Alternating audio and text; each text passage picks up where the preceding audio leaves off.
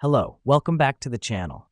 Today, we'll dive into creating an effective revision timetable in Notion. First things first, you'll want to open Notion and create a new page titled Revision Timetable. This helps us because it's the foundation from which we'll build your revision schedule.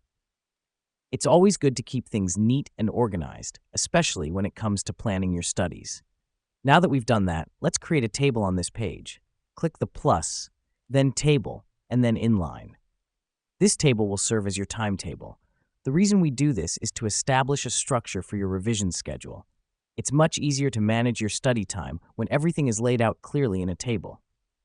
Next up, you'll want to add columns for each day of the week and rows for different study blocks. To do this, simply click on plus Add a Property and start typing the days of the week. For the rows, just click New at the bottom of the table.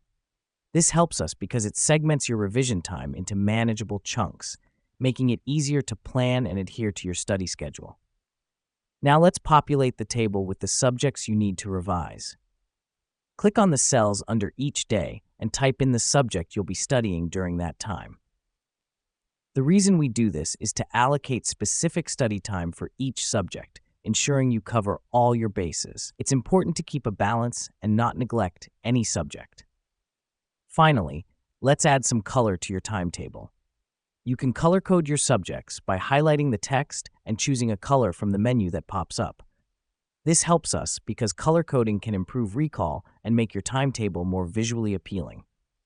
And there you have it, an effective revision timetable in Notion. Remember, this is just a guide. Feel free to tweak and adjust your timetable according to your needs and preferences.